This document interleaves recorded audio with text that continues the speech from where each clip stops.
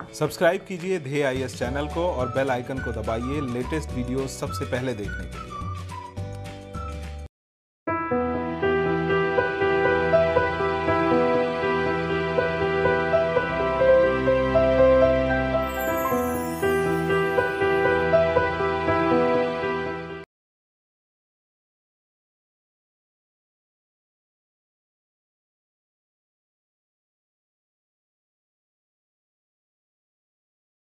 नमस्कार, मैं सुनील वर्मा ध्येय आईएएस टीम की ओर से आपका स्वागत करता हूं ध्येय टीवी पर।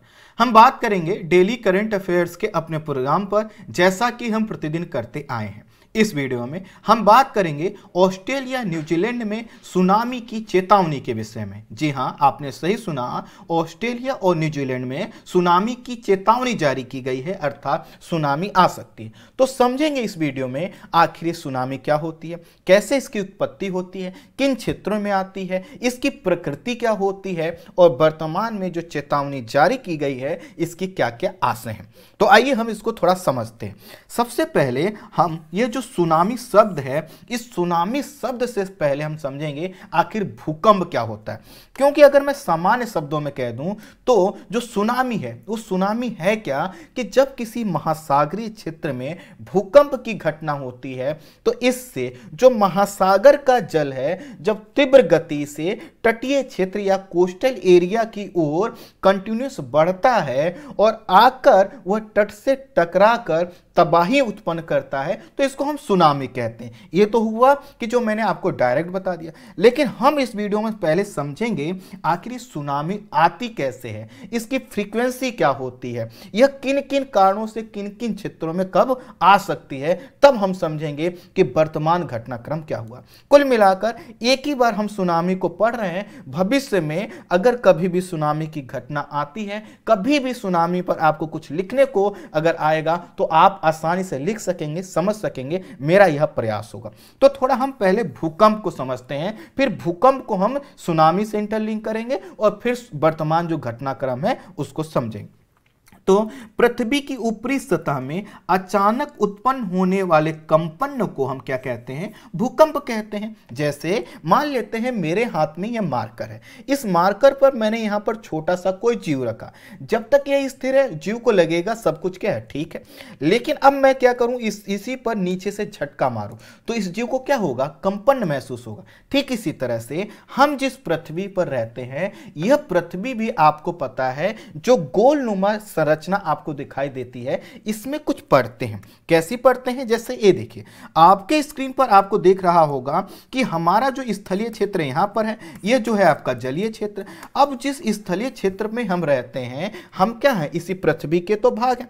अब जब हम यहां पर हैं तो इस पृथ्वी की अगर हम अंदर की ओर जाएं, अर्थात केंद्र की ओर जाएं, तो हमें पता चलेगा कि पृथ्वी के अंदर की ओर जाने पर कुछ परतें हैं।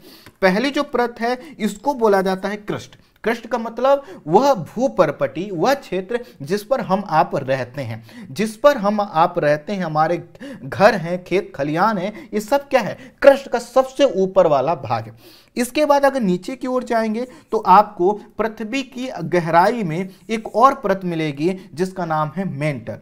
तीसरी जो परत है जो सबसे अंदर है उसका नाम है कोर। ये परतों का नाम हमें नहीं समझना, इनकी गहराई नहीं समझनी, हम बस यह समझाने का आपको प्रयास कर रहे हैं कि जब भूकंप आता है तो भूकंप को सामान्यतः हम क्या समझते हैं कि पृथ्वी में कहीं कंपन हुआ। वह कंपन उत्पन्न कैसे होता है, मान लेते हैं कि पृथ्वी की इस गहराई में क्या हुआ, कोई ऊर्जा उत्पन्न हुई और यह ऊर्जा ऊपर की ओर क्या हो, तेज गति से आई। जैसा कि हमने कहा कि इससे आके टकराए तो इससे क्या होगा, इसमें कंपन होगा, इसी को हम भूकंप कहते हैं। तो यह जो भूकंप है यह क्या होता है कि हमको आपको एहसास दिलाता है कि पृथ्वी के अंदर कुछ हलचल हुई है। ठीक इसी तरह जब यही भूकंप अभी हम आगे समझेंगे महासागरीय क्षेत्र में आएगा तो वहां पर तो हम आप नहीं हैं, लेकिन वहां का जो जल है उसमें गति होगी और इसी को हम आप कहेंगे सुनामी। तो अभी हमने समझा कि भूकंप का मतलब क्या है। अब पृथ्वी की सतह से लेकर केंद्र तक अगर हम पृथ्वी को देखें तो यह कुछ परतों में बटी हुई है और इसमें जो सबसे ऊपरी परत है इसको कहते हैं क्रस्ट। जब किसी भी अंतर्जात अर्थात पृथ्वी के अंदर उत्पन्न होने वाले बल या फिर बाहिरजात बल के कारण इसी भूपर्पटी या क्रस्ट में क्या होता है, जब कंपन होता है तो इसको हम भूकंप कहते हैं। अब ये जो भूकंप है ये कैसे उत्पन्न हुआ कि मान लेते हैं अचानक कोई ऊर्जा उत्पन्न हुई, जैसा कि पृथ्वी के अंदर अगर हम समझें तो मान लेते हैं यहां पर कुछ ऐसा घटनाक्रम हुआ जिससे यहां पे ऊर्जा उत्पन्न हुई या यहां पर ऊर्जा उत्पन्न हुई, किसी कारण से होगा, अभी बताएंगे ऊर्जा कैसे उत्पन्न होगी। तो किसी कारण से ऊर्जा उत्पन्न हुई, उसने झटका मारा, इसको हम कहते हैं भूकंप है। अब ये जो भूकंप है ये कैसे महसूस होता है, दरअसल कुछ भूकंपीय तरंगे होती हैं और ये भूकंपीय तरंगे ही झटका मारती हैं। तो कुल मिलाकर जो झटके का हमें एहसास हुआ, जो कंपन का एहसास हुआ, उसको हम कहते हैं भूकंपीय तरंगे। अब ये जो भूकंप है आपको पता है प्राकृतिक और मानवीय दोनों कारणों से आ सकता है, लेकिन इसमें अगर जो प्राकृतिक कारण हैं हम उन्हीं का इसमें यहाँ जिक्र करेंगे। उसमें पहला कारण है ज्वालामुखी की क्रिया, अर्थात जो वोल्केनो एक्टिविटी होती है उसकी।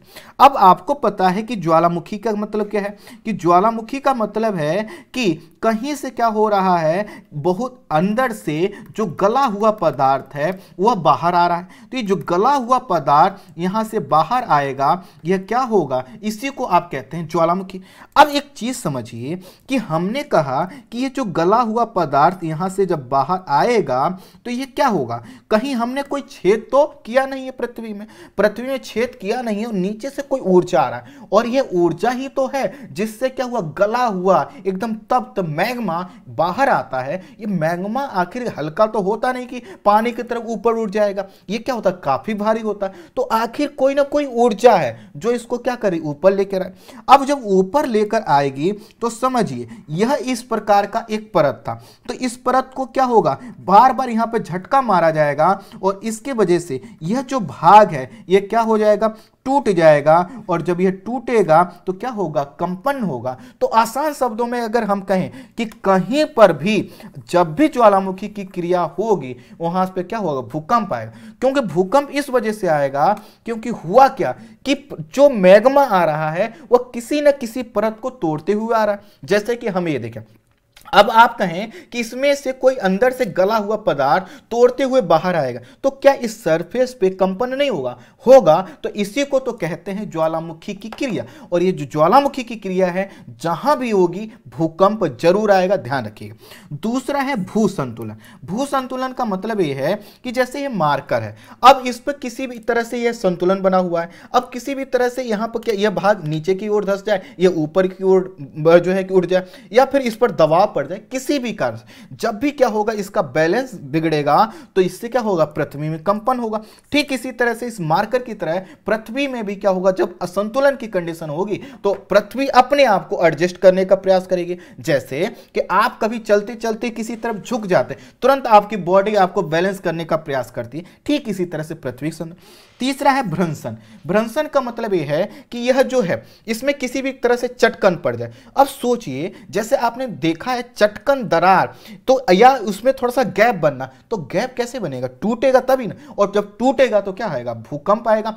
टूटेगा मतलब झटका लगेगा। जैसे हम कहें कि आप रबड़ को लेते हैं और उसको खींचते हैं, जब वो टूटता है तो क्या होता है, झटका तो लगता है। ठीक इसी तरह चौथा जो चीज है यहां तक हमें आना है, यह प्लेट विवर्तनिकी। अब प्लेट विवर्तनिकी ही क्या करेगा, हमारा जो भूकंप और सुनामी का अंडरस्टैंडिंग है उसको बेहतर करे। तो समझते हैं आखिर प्लेट टेक्टोनिक सिद्धांत क्या है। अब प्लेट टेक्टोनिक थ्योरी को इस रूप में समझिए कि जो हमारा पृथ्वी का निर्माण हुआ है, जिसको हमने देखा किस रूप में, एक ग्लोब के रूप में देखते हैं, तो यह दरअसल कोई एक कंटिन्यूअस लेयर नहीं है, यह आलू जैसा नहीं है। इसमें क्या कई परतें हैं, जैसा कि हमने कहा प्याज के रूप में। तो हमने प्याज की जब परतें उतारते हैं तो उसमें कई परतें मिलती हैं, लेकिन यह जो पृथ्वी हमारी है यह प्याज की परतों की तरह कुछ ऊपर से लेकर नीचे तक परतें भी हैं, लेकिन यह जो परतें हैं कंटिन्यूअस नहीं है। कंटिन्यूअस का मतलब क्या है कि यह जो परतें हैं यह कुछ इस रूप में। अब ये देखिए आपके सामने एक फुटबॉल की तरह ही हमारी पृथ्वी भी लगभग कुछ क्या है, गोल टाइप की है, पूरी तरह गोल नहीं है। अब जैसा कि हमने यहां देखा कि ये कुछ टुकड़े हैं, इन टुकड़ों ने क्या किया है, फुटबॉल का निर्माण किया है। और यह जब टुकड़े हैं, इनमें क्या होता होगा, आप इस टुकड़े पर अगर क्या करते हो, किक करते होंगे, तो क्या सिर्फ यही झटका लगता होगा? नहीं, इस पर भी झटका लगता होगा, इस पर भी, और ये पूरा जो फुटबॉल हो क्या होता, मूव कर जाता हो। ठीक इसी तरह से जैसे कि इस आप फुटबॉल को देख रहे हैं, इसमें कई टुकड़े हैं, हमारी पृथ्वी में भी कई टुकड़े हैं, और इन्हीं टुकड़ों को बोला जाता है प्लेट।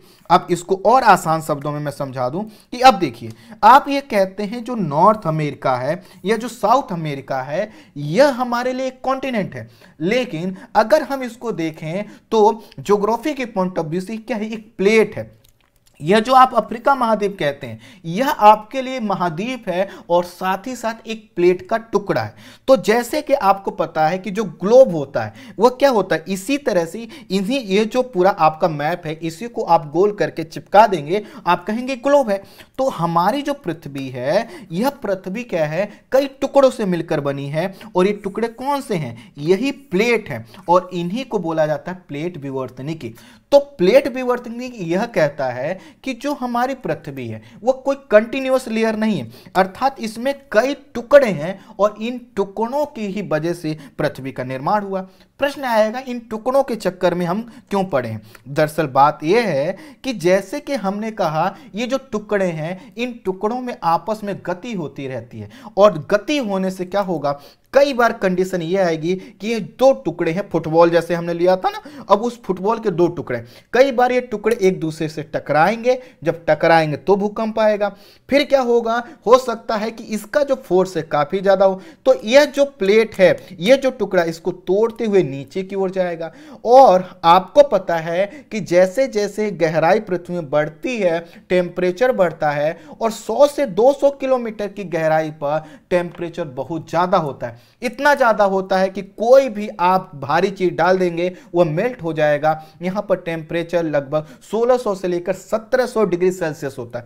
अब जब ये प्लेट गई, ये गलेगी तो मैग्मा बनेगा। यह मैग्मा क्या करेगा, पृथ्वी में कहां जाएगा, यह बाहर आने का प्रयास करेगा, ज्वालामुखी की क्रिया आएगी, और क्या होगा, भूकंप आएगा। तो हमें इसीलिए प्लेट टेक्टोनिक सिद्धांत को समझना है कि यह हमें बताएगा कहां पे ज्वालामुखी आएगा, कहां पे भूकंप आएगा, और जब भी ज्वालामुखी आएगा भूकंप तो आएगा ही, और भूकंप अगर महासागर वाले क्षेत्र में आ रहा है तो इससे क्या होगा, सुनामी आएगी। तो थोड़ा सा समझते हैं, और थोड़ा पेशेंस रख के इसको समझते हैं। हमने कहा कि पृथ्वी का निर्माण कई छोटे छोटे टुकड़ों और भागों से मिलकर हुआ है, जैसे कि फुटबॉल का निर्माण होता है। यह सिद्धांत यह मानता है कि पृथ्वी की जो ऊपरी परत है, जिसको हमने क्रस्ट कहा, इसको आप स्थल मंडल कहते हैं, यह 80 से 100 किलोमीटर मोटी है। पृथ्वी की जो ऊपरी परत है, जैसा कि हमने कहा केंद्र की ओर जाते हैं तो परतें मिलती हैं, तो पृथ्वी की ऊपरी परत 80 से 100 किलोमीटर मोटी है, और यह क्या है, ठोस है। जो ठोस है, यह क्या है कि हमने कहा यह ठोस तो है, लेकिन यह कंटिन्यूअस एक लेयर नहीं है। जैसे फुटबॉल में कई टुकड़े हैं, तो यह जो ऊपर की परत है, ये इसमें भी कई टुकड़े हैं, और इन्हीं टुकड़ों को कहते हैं प्लेट। अब जो प्लेट है, ये क्या हो रहे हैं, एक दूसरे से जुड़े हुए हैं, और इन्हीं टुकड़ों के ऊपर क्या है, महाद्वीप है, महासागर है। जैसा कि हमने आपको दिखाया कि ये जो महाद्वीप है, महासागर है, आप इसको इस रूप में देख सकते हैं। ये क्या है, प्लेट ही तो है, और इन्हीं प्लेटों पर क्या है, हमारा महाद्वीप और महासागर ये बने हुए हैं। तो जो प्लेटें हैं, यह प्लेटें क्या हैं, किसी न किसी चीज को क्या कर रही हैं, अपने साथ लेकर प्रवाहित हो रही। अब प्रश्न आएगा कि आखिर ये प्रवाहित क्यों हो रही हैं? जैसे फुटबॉल के टुकड़े एक दूसरे से जुड़े हुए हैं, तो दरअसल होता क्या है कि यह माना गया है कि पृथ्वी के अंदर यह जो मैग्मा का निर्माण है वह होता रहता है, उससे पृथ्वी के अंदर कई तरह की ऊर्जा उत्पन्न होती है, और उससे प्लेटें मूव करती हैं। पहले यह समझ लीजिए कि आखिर ये प्लेटों की संख्या कितनी है, फिर हम बताते हैं कि कैसे कैसे मूव करती हैं। तो नासा के अनुसार प्लेटों की जो संख्या है टोटल लगभग 100 बताई गई है, इसमें से 6 बड़ी। अब कुछ लोग कहेंगे नहीं सर 7 बड़ी, तो उसमें होता क्या है कि देखिए, जब 6 बड़ी आप कह रहे हैं तो इसमें अमेरिका को एक प्लेट मानते हैं, नॉर्थ अमेरिका और साउथ अमेरिका दोनों को मिलाकर एक प्लेट मानते हैं। लेकिन अगर आप इनको अलग कर देंगे तो प्लेटों की संख्या 7 हो जाएगी। तो पहली हुई अमेरिकी प्लेट, दूसरा हुआ अफ्रीकी प्लेट, तीसरा यूरेशियाई प्लेट, चौथा हुआ इंडो ऑस्ट्रेलियन प्लेट, पांचवा हुआ आपका प्रशांत महासागरीय प्लेट और जो है कि छठवां हुआ अंटार्कटिका प्लेट, इनको अलग कर देंगे तो 7 हो जाएंगे। तो इस तरह से अब ये जो प्लेटें हैं आपको हमने कहा स्थायी ना होकर गतिशील हैं। गतिशील होने का मतलब है कि जैसे हमने कहा ऊपर की जो परतें हैं, जो प्लेटें हैं, इनके नीचे क्या है, कुछ ऐसा मटेरियल है जो कि लगभग द्रव की अवस्था, लगभग मैंने शब्द किया, पूर्णतः द्रव नहीं है। जैसे कि आप मैग्मा कहते हैं, तो मैग्मा भी तो क्या है, फैलता है, निकलकर वो क्या होता है, फैलता है। तो उसमें वह क्या है, लिक्विड जैसा है, बिल्कुल लिक्विड नहीं है, पानी की तरह कम गाढ़ा नहीं है, लेकिन फिर भी क्या है, वो लिक्विड। तो पृथ्वी के अंदर 100 से 200 किलोमीटर की गहराई पर क्या है कि हमें यह ऐसा एक लेयर मिलती है जिसमें कुछ पदार्थ हैं जो कि गले हुए हैं और उन्हीं के ऊपर ये प्लेटें क्या कर रही हैं, मूव कर रही हैं। जैसा कि हमने कहा इन्हीं प्लेटों से जुड़ने से पृथ्वी का निर्माण हुआ, प्लेटें मूव कर रही हैं। तो प्लेटें अगर टकराएंगी तो क्या होगा, झटका लगेगा। प्लेट अगर कोई इस रूप में है और किसी कारण से अगर टूटी तो झटका लगेगा, और प्लेट में अगर इस तरह से फ्रैक्शन होगा तो भी झटका लगेगा, और इन सब कारणों से क्या होगा, भूकंप आएगा, कुछ कारणों से ज्वालामुखी भी आएगी, और इनका संबंध किससे, सुनामी से। तो हमने कहा कि जो एस्थेनोस्फीयर है, अर्थात वह परत जो 100 से 200 किलोमीटर की गहराई में है, जहां पर मैग्मा बनता है, यहां पर क्या होता है, संवहनीय तरंगें उत्पन्न होती हैं। संवहनीय तरंगों को कैसे समझिए, आज आप क्या करिए, पानी गर्म कीजिए और आप देखिए कटोरे में पानी रखिएगा, तो आप देखेंगे गैस पे आपने रखा है पानी, लेकिन ऊपर की जो पानी की परत है कैसे गर्म होगी, दरअसल जो बॉटम है कटोरे का, वहां से हीट ऊपर की ओर उड़ती हुई बारीक धाराओं के रूप में, तरंगों के रूप में आपको दिखाई देगी। तो कुछ आपको लहरें उठती दिखाई देंगी, यही है संवहनीय तरंग। पृथ्वी के अंदर भी ऐसा ही होता है। पृथ्वी के अंदर क्या होता है, जब टेम्परेचर ज्यादा हो जाता है तो संवहनीय तरंगें ऊपर उठती हैं, और यह संवहनीय तरंगें जिधर जाती हैं उधर ही प्लेटों को मूव करती हैं। ठीक उसी तरह जैसे आपने देखा होगा, आप पानी में क्या कर, आप नाव बनाते हैं, उसको पानी में डाल देते हैं, तो आपके हिसाब से नाव किसी पड़ोसी के यहाँ, किसी व्यक्ति के यहाँ नहीं जाती, वह वहीं जाती है जिस डायरेक्शन में क्या हो रहा है, पानी जा रहा है। तो पानी के डायरेक्शन में हमेशा क्या करेगी, नाव फ्लो करेगी, जब तक कि आप उसको चला नहीं रहे। ठीक इसी तरह से पृथ्वी के अंदर भी क्या होता है कि यह क्रिया होती रहती है, उसके अंदर ऊर्जा उत्पन्न होती है, ऊर्जा उत्पन्न होकर किसी ना किसी डायरेक्शन में बढ़ती है, और जिस डायरेक्शन में ऊर्जा जा रही है उसी डायरेक्शन में क्या करती है, प्लेट को मूव करती है। अब ये जो प्लेट को मूव करेगी, इससे क्या होगा, प्लेटें मूव होंगी, प्लेटें क्या होंगी, हो सकता है एक दूसरे से, चूंकि प्लेटें जुड़ी हुई हैं तो हो सकता है कि ऐसी भी कंडीशन हो कि यह मान लेते हैं एक प्लेट है और ऊर्जा क्या करे, यहां पर मान लेते हैं मैग्मा बना, और यह मैग्मा क्या करे, यहां पर बार बार टकराए, यहां से प्लेट को तोड़ दे। हो सकता है कि यहां से ये प्लेटें टूट जाए, और देखिए यह जब ऊर्जा यहां पर टकरा रही, इस लेयर के नीचे जब बार बार झटका मार रही है, तो यह भी तो हो सकता है कि पूरी ऊर्जा तो एक ही बार में निकलेगी नहीं, तो यह ऊर्जा इस यहां से टकरान ऐसे आई, टकराई और फिर इस डायरेक्शन में मुड़ गई, फिर इस डायरेक्शन में मुड़ गई, और दोनों, जैसे कि हमने कहा ऊर्जा इस डायरेक्शन में जा रही है तो प्लेटें भी क्या होंगी, इसी डायरेक्शन में मूव कर जाएंगी। यही होता है। अब जिधर जो ऊर्जा जाएगी उधर ही प्लेटें मूव करेंगी। अब जब मूव करेंगी तो इससे क्या हुआ, 3 कंडीशन क्रिएट होते हैं।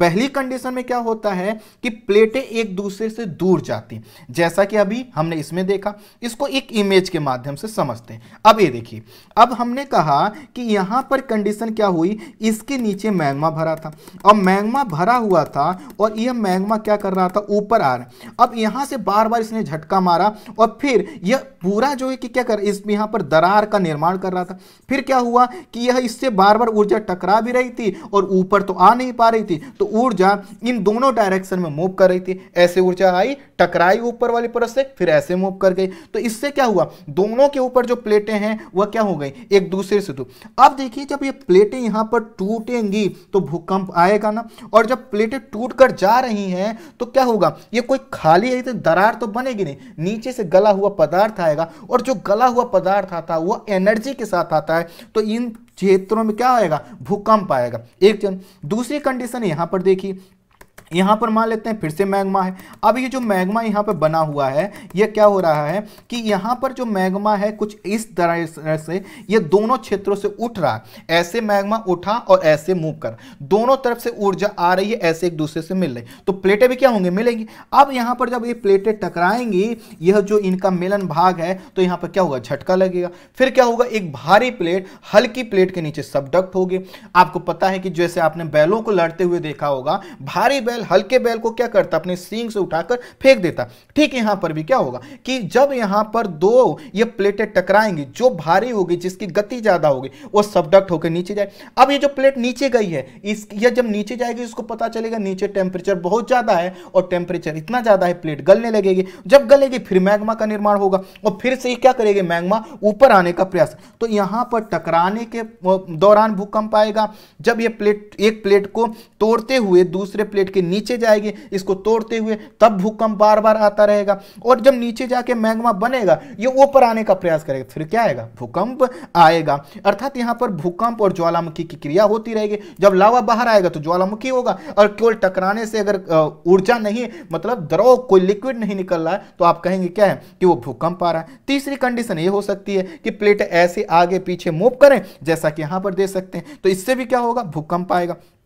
अब देखिए, हमने कहा कि कंडीशन पहला कि एक प्लेट दूसरे प्लेट से दूर जाए, तो क्या होगा, यहां पर इसको आप बोलते हैं, आप प्लेट टेक्टोनिक पे रचनात्मक किनारा। हमें यह नहीं समझना है कि रचनात्मक किनारा क्या है, बस ये समझिए कि यह जो कंडीशन होगी, इसमें क्या होगा कि यह जो प्लेट थी, यह दो हिस्सों में डिवाइड हो जाएगी, और दो हिस्सों में जब डिवाइड हो जाएगी, तो यहां पर क्या होगा, यहां पर एक नया अंदर से जो कि मैग्मा आके बनेगा, नई रचना होगी, इसीलिए रचनात्मक किनारा कहते हैं। और यह क्या है, भूकंप और ज्वालामुखी के पॉइंट ऑफ व्यू से काफी सेंसिटिव एरिया है। दूसरा जो है कि दोनों प्लेटें कंडीशन क्या हो सकती है, एक दूसरे की ओर आए, हल्की प्लेट के नीचे भारी प्लेट क्या हो, सबडक्ट हो, छेपित हो, तो और जब जाके नीचे गलेगी तो क्या है, भूकंप। तीसरी अवस्था जो है वह क्या है कि दोनों प्लेटें एक दूसरे के समानांतर गति करें। तो ये तीन कंडीशन हो गई प्लेट टेक्टोनिक। अब इन तीनों ही सिद्धांतों के माध्यम से प्लेट टेक्टोनिक सिद्धांत ये कहता है कि जो भूकंप, ज्वालामुखी और सुनामी का डिस्ट्रीब्यूशन है, जो वितरण है, उसको हम फिक्स कर सकते हैं, और यह सिद्धांत लगभग करता भी है।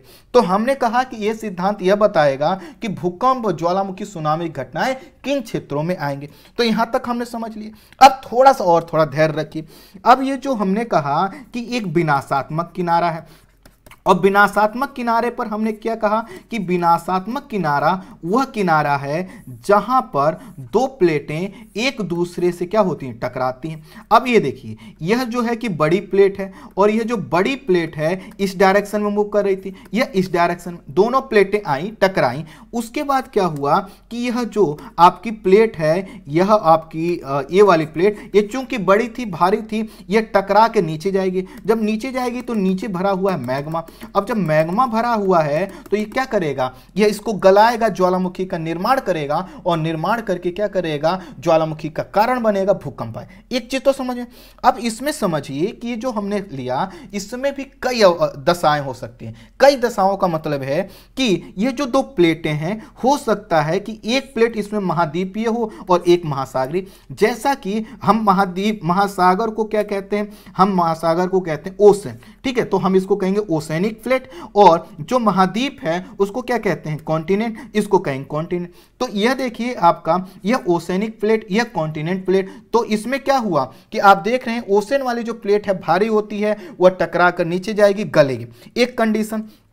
दूसरा कंडीशन ये हो सकती है कि दोनों प्लेट क्या हो, महासागरीय, अर्थात ए भी ओशनिक प्लेट, ए भी ओशनिक। अब जो बड़ी होगी वही क्या होगी, सबडक्ट हो जाएगी। तीसरी कंडीशन है कि जब दोनों प्लेट क्या हो, महाद्वीपीय हो, तो ए भी आपका कॉन्टिनेंटल प्लेट है और ये भी कॉन्टिनेंटल प्लेट है, दोनों कॉन्टिनेंटल। अब प्रश्न आएगा कि मैंने कॉन्टिनेंट का जो है कि झाम पाला क्यों। तो देखिए है क्या, आपको पता है कि यह जो क्षेत्र है, यहां पर आप देखिए आपको रॉकीज पर्वत का विस्तार मिले। यह जो क्षेत्र है आपको एंडीज पर्वत का विस्तार।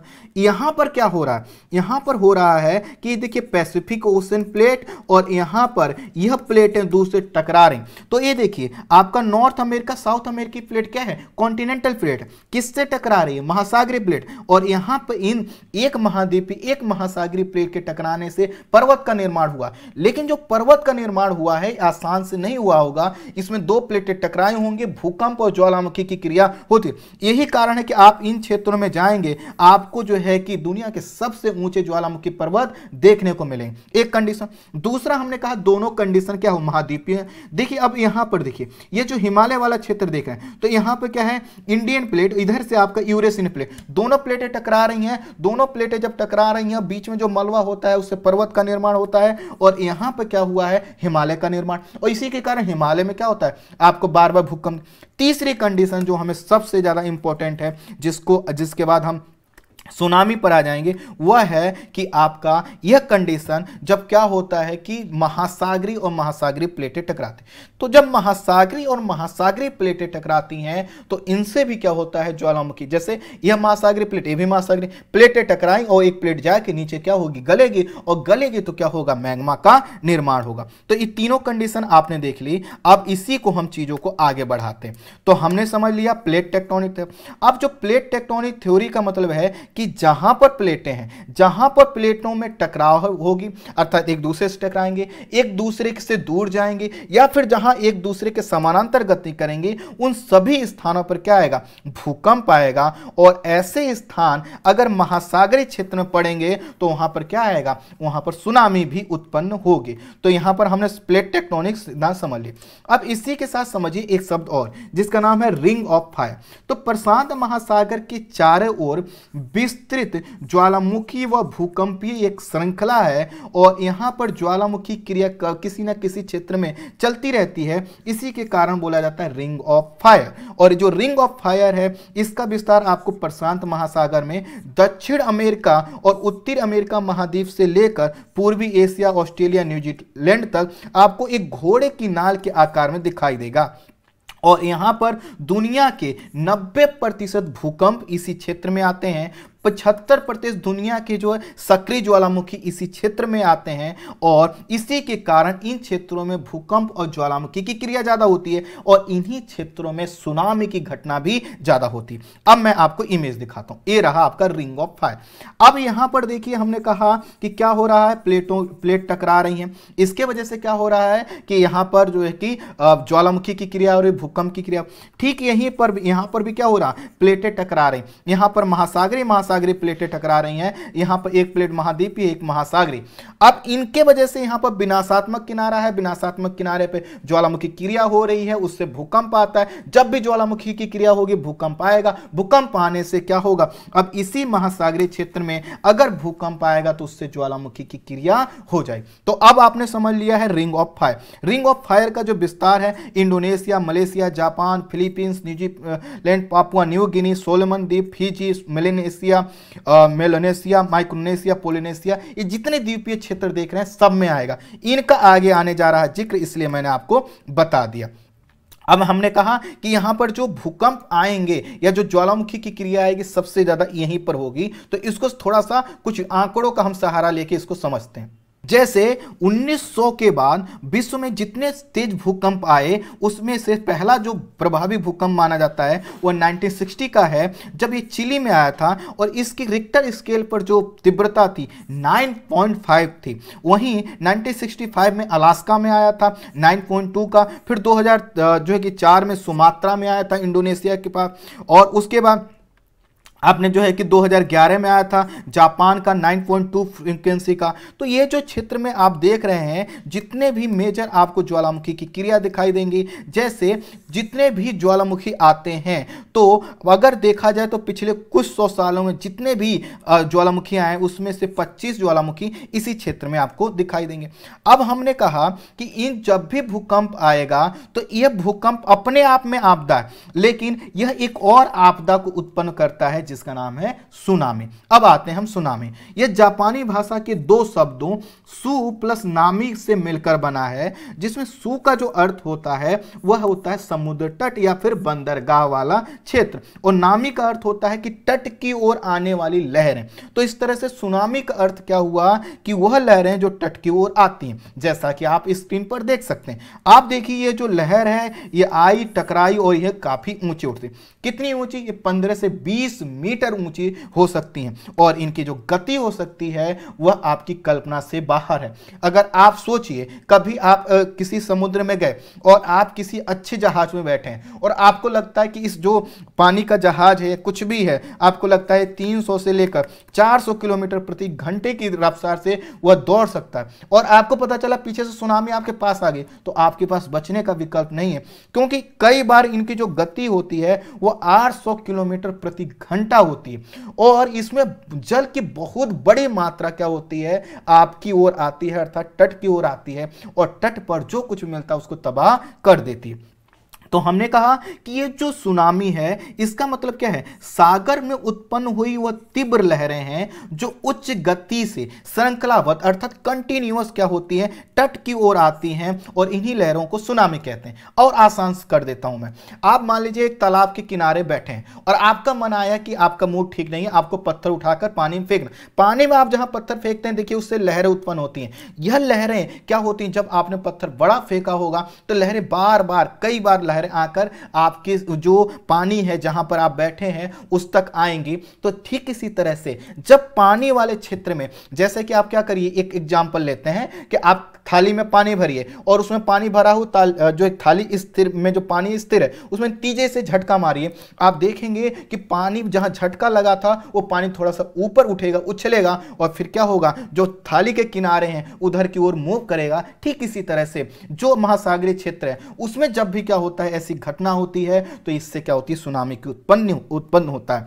यह जो लहरों की गति होती है 430 से लेकर 470 किलोमीटर प्रति घंटा औसत गति है, लेकिन इसमें की गति 800 किलोमीटर प्रति घंटा तक हो सकती है। इसमें जो लहरें जब तट की ओर आती हैं तो क्या होती हैं, काफी तीव्र गति से आती हैं, और यह टकराकर तट से टकराकर काफी ऊंचे उड़ जाती हैं। जैसे कि आप ही देखिए, आप बाइक पर बैठे हैं और क्या हो, तीव्र गति से 200-300 किलोमीटर प्रति घंटा की स्पीड से चलाइए और किसी चीज से टकरा दीजिए, आपकी बाइक देखिएगा अंतरिक्ष की ओर बढ़ जाएगी। कैसे हुआ है? क्योंकि गति इतनी ज्यादा थी। ठीक यहां पर भी ऐसा ही होता है। अब होता क्या है कि लहरों की उत्पत्ति महासागर में उस समय होती है जब महासागर का केंद्र कहां होता है, महासागर में भूकंप का केंद्र कहां होता है, महासागर में हो। अर्थात जब स्थलीय क्षेत्र में भूकंप आता है तो उसका प्रभाव आपको जो है कि स्थलीय क्षेत्र में, लेकिन अगर यह जो केंद्र है इसका महासागर में, तो क्या करेगा, जल को एक स्थान पर उठा देता है। अर्थात जब भूकंपी एपिसेंटर क्या करता है, महासागर में झटका मारता है महासागरीय तली में, तो जल पहले बड़ी मात्रा में ऊपर जाता है, फिर नीचे गिरकर तेजी से कोस्टल एरिया की ओर बढ़ता है, और इन्हीं लहरों को आप कहते हैं सुनामी, जिसको आप देख सकते हैं। अब देखिए यह जो सुनामी है, यह जो क्षेत्र है मैंने आपको बताया, अब इसको थोड़ा सा ये, अब देखिए ये जो क्षेत्र है ना, यह क्षेत्र सुनामी के पॉइंट ऑफ व्यू से दुनिया का सबसे जो है कि संवेदनशील क्षेत्र में।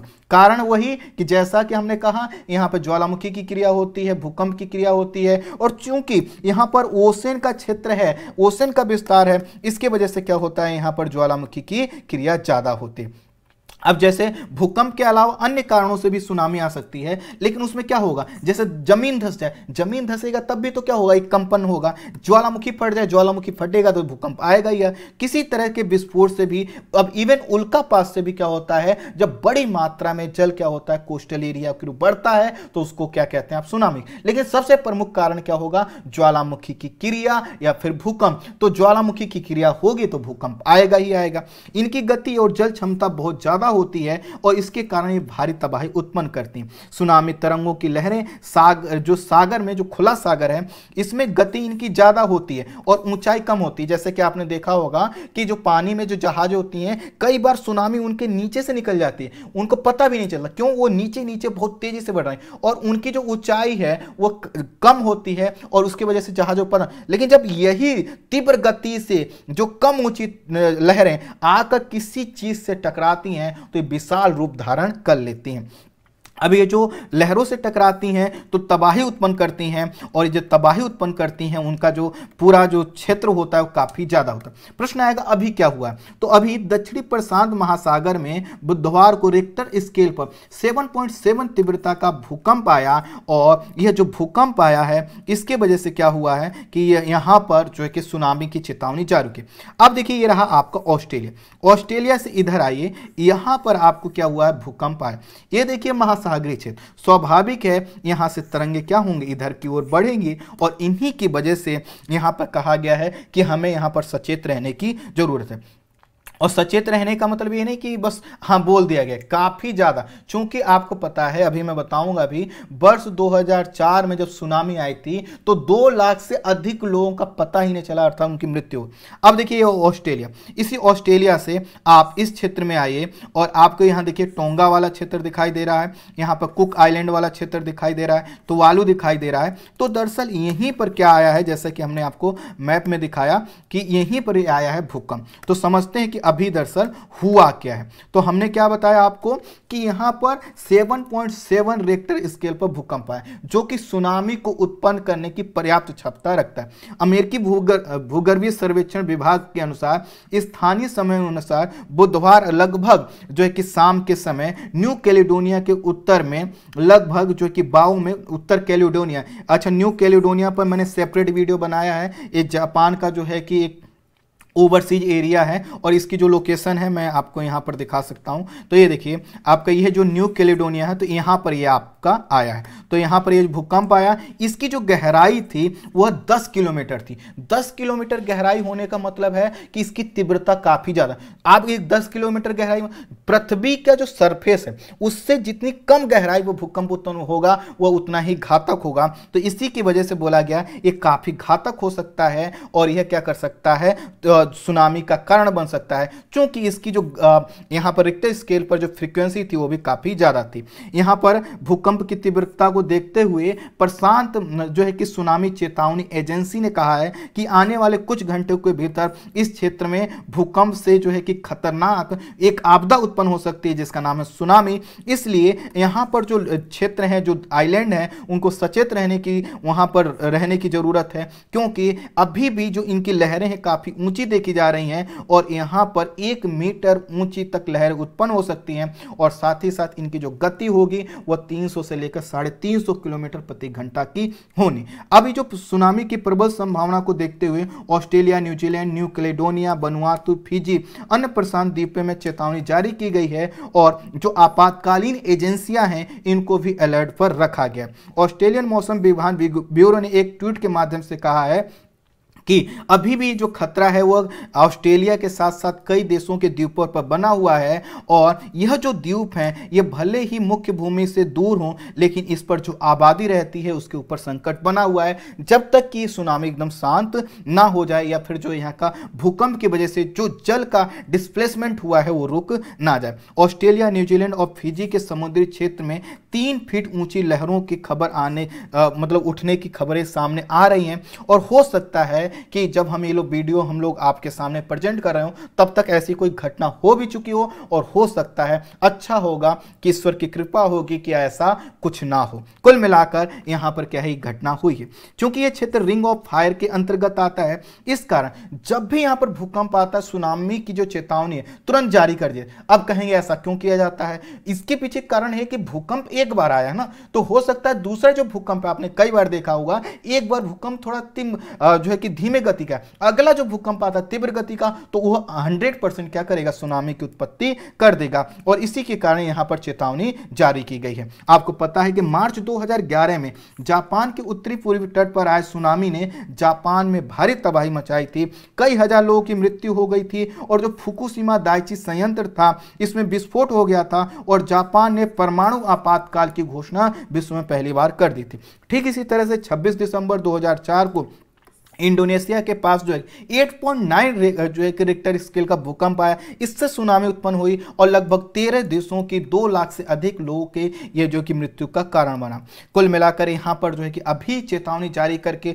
लोगों से कहा गया है कि उन क्षेत्रों में जाएं जहां पर जो है कि बचाव और राहत के कार्य आसानी से किए जा सकते हैं। प्रशांत महासागर में सुनामी से बचाव और समय पर चेतावनी देने के लिए 1965 में अंतर्राष्ट्रीय सुनामी चेतावनी प्रणाली की व्यवस्था की गई है, जो कि लगभग 150 स्थानों पर भूकंपीय निगरानी केंद्रों के माध्यम से क्या करता है, इन क्षेत्रों में सुनामी की वार्निंग सिस्टम को अवेयर करता है। हिंद महासागर में भारत ने national early warning system for tsunami and surveillance in Indian ocean को 2004 की सुनामी के बाद स्थापित किया था, क्योंकि 2004 की सुनामी में हमारे यहाँ के जो लोग थे, काफी लोग जो है कि मिसिंग हुए थे, कई हजार लोगों की मृत्यु हुई थी। आई होप आप समझ पाए होंगे कि सुनामी क्या होता है और इस जो चेतावनी जारी की गई है इसका क्या कारण है। तो इस वीडियो में इतना ही। Thank you so much.